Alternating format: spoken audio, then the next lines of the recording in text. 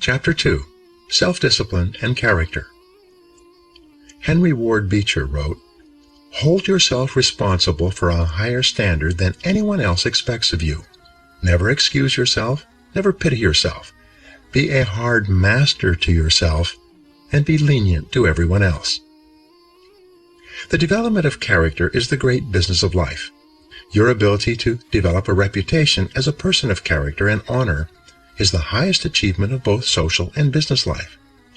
Ralph Waldo Emerson wrote, "What you do speaks so loudly that I cannot hear a word you say."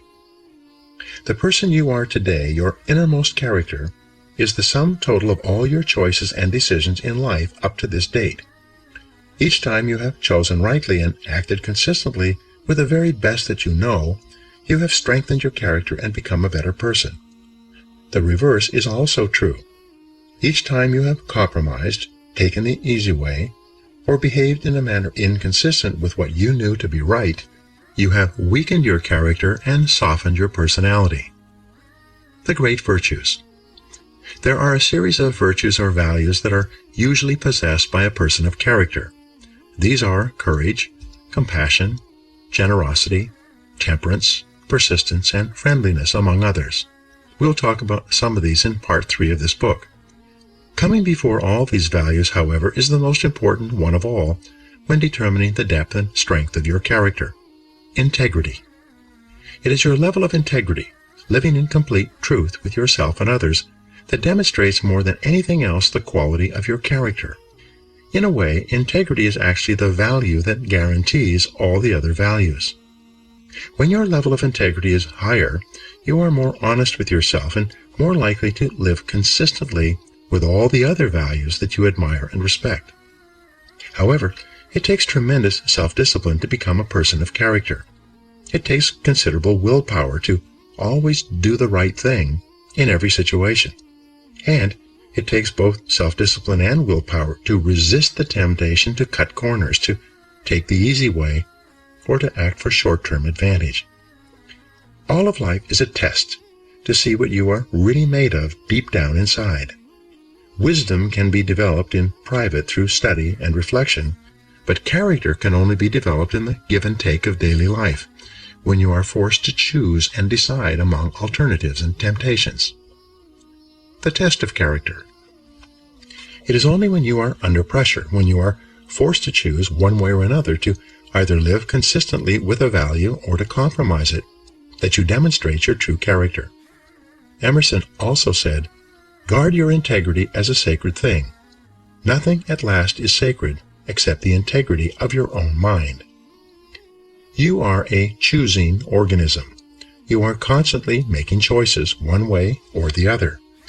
Every choice you make is a statement about your true values and priorities.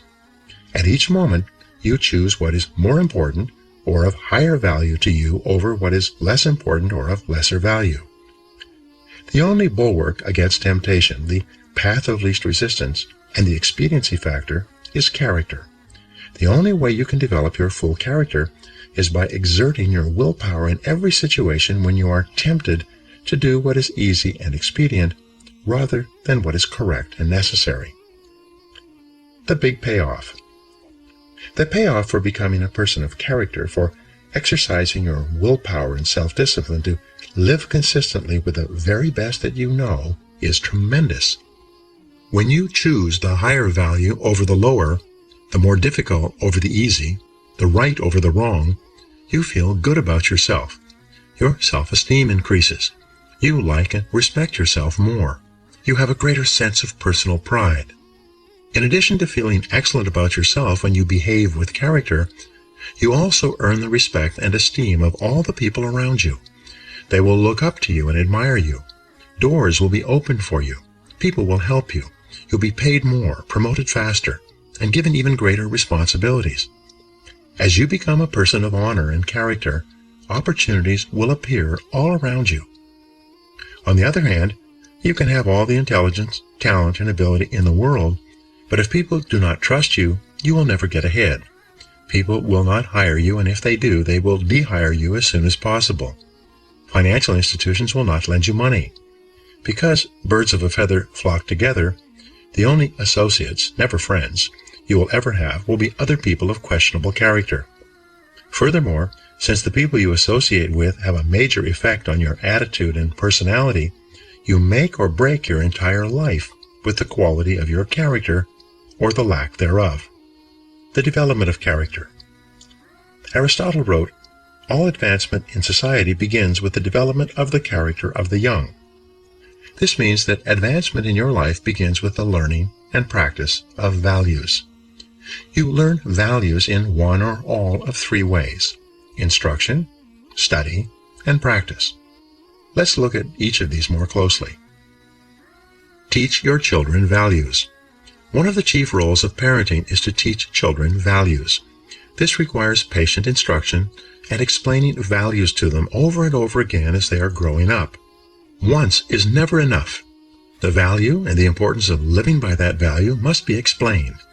Parents must not only give illustrations but also contrast the adherence to a value, especially that of telling the truth, with its opposite, that of lying or telling half-truths. Children are very susceptible to the lessons they receive from the important people in their lives as they are growing up. They accept what you say as their parent as a fact, as absolute truth. They absorb what you say like a sponge. You write your description of values on their souls, which are like wet clay, so that what you write becomes a permanent part of the way they see the world and relate to life. More than anything else, as we'll see in Chapter 19, you demonstrate your values in your behavior. Your children watch you and strive to emulate the values that you not only teach and preach, but also practice. And they are always watching. The Rockefeller family children were famous for being taught financial values at an early age. Even though their father was one of the richest men in America, the children were given tasks and chores to perform before they received their allowances. They were then instructed on how to spend their allowances, how to save, how much to give to charity, and how much to invest. As a result, they grew up to become successful businessmen and statesmen, unlike children who had grown up in wealthy homes who were seldom disciplined in money matters. Study the values you admire. You learn values by studying them closely. The law of concentration says that whatever you dwell upon grows and increases in your life. What this means is that when you study and read stories about men and women who demonstrated the kind of values that you admire and respect, and then think about those stories and that behavior, those values sink ever deeper into your mind. Once these values are programmed into your subconscious, they create a propensity within you to behave consistently with those values when the situation requires them. For example, in military training, soldiers are continually told stories of courage, obedience, discipline, and the importance of supporting their fellow soldiers. The more they hear these stories, discuss them, and think about them, the more likely they are to behave consistently with these values when they are under the pressure of actual combat. The core value or virtue of character is truth. Whenever you tell the truth, however inconvenient it may be at the time, you feel better about yourself and you earn the respect of the people around you. One of the highest accolades you can pay another person is to say that he or she always tells the truth. Emulate the people you most admire. Much of your character is determined by the people you most admire, both living and dead. Who are they? Looking over your life and history, make a list of the people whom you most admire, and next to their names, write out the virtues or values that they most represent to you. If you could spend an afternoon with anyone, living or dead, what one person would you choose? Why would you choose that person? What would you talk about during your afternoon together? What questions would you ask, and what would you want to learn? Consider this as well. Why would that person want to spend an afternoon with you? What are the virtues and values that you have developed that make you a valuable and interesting person? What makes you special? Practice the values you respect.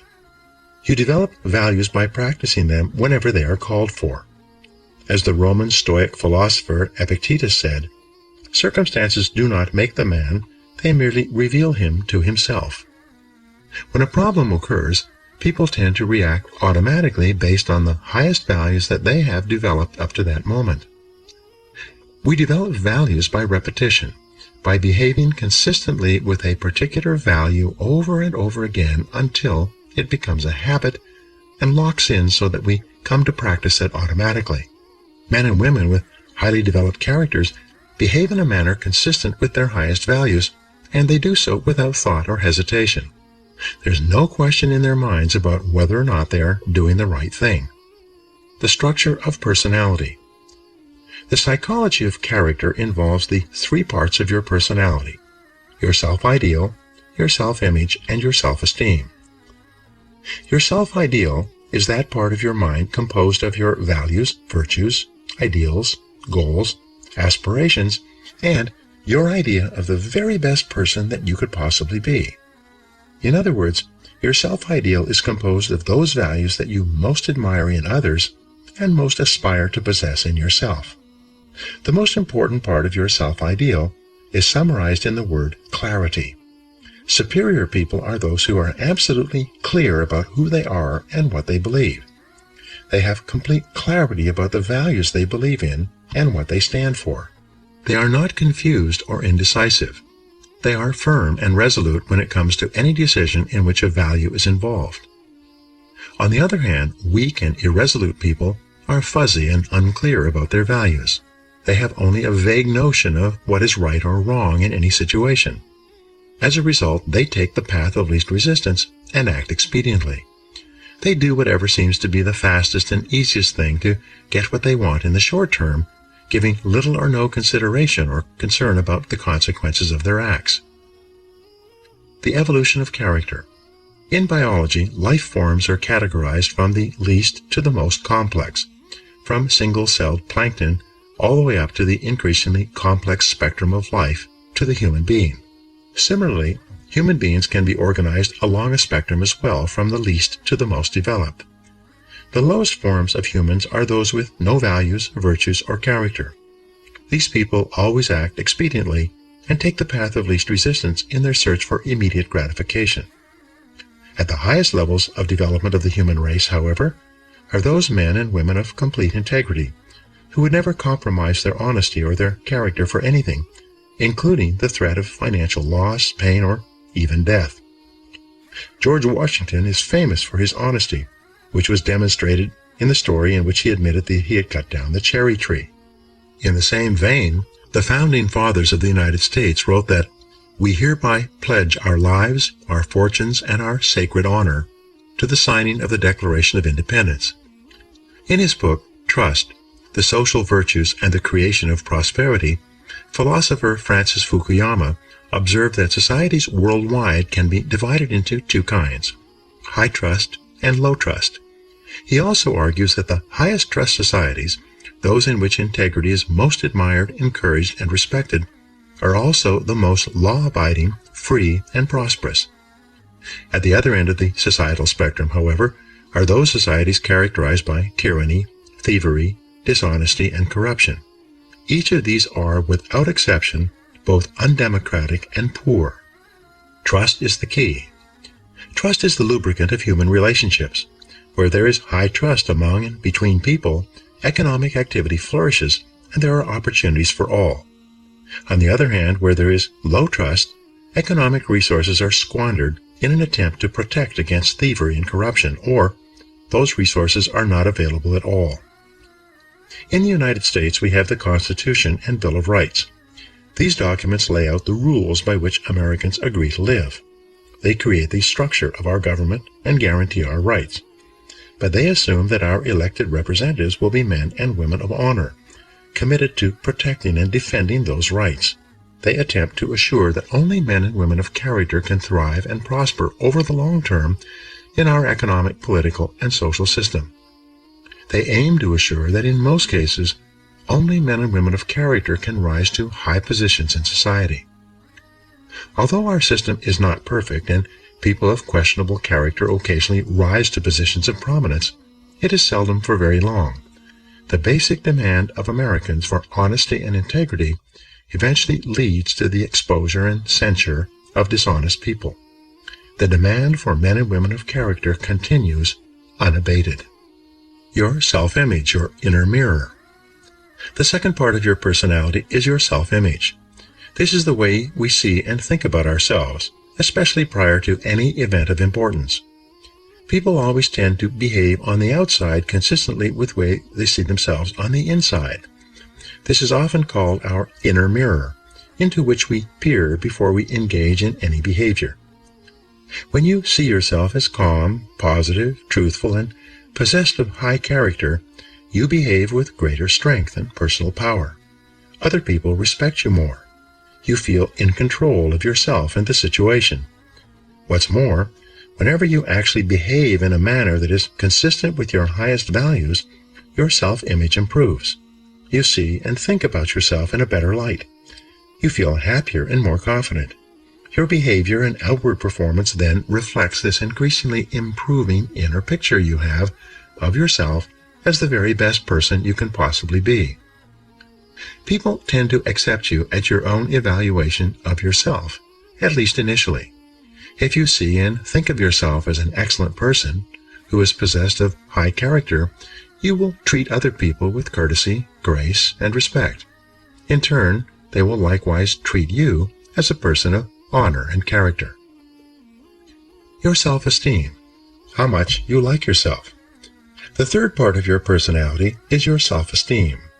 This is how you feel about yourself, your emotional core.